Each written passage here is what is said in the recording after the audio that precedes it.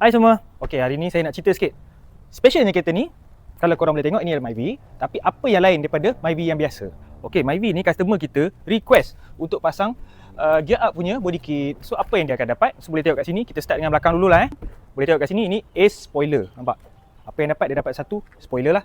Boleh tengok rupa dia lain sikit daripada yang original. Kita boleh tengok kat sini, dia ada rear skirting. Ni dari sini sampai sana, ataupun orang panggil diffuser lah. Tagging gear up kat sini. Lepas tu side skirt.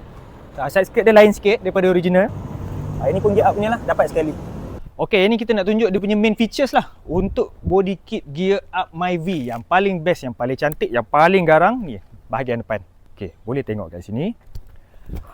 Perbezaan dekat bahagian DRL, ada curve dekat sini. Lepas tu bawah ni ada straight. Lepas tu ada juga tagging gear up dekat sini. Boleh tengok. Okey, body kit gear up ni bukan untuk warna ni saja. Untuk semua kereta Myvi, semua boleh pasang. Tak kisahlah apa variant pun, apa warna pun, semua boleh pasang. Akan jadi cun macam ni lah. Macam ni lah rupa dia. Okay. Katalah anda berminat untuk dapatkan body kit set ni, boleh je direct DM dengan saya.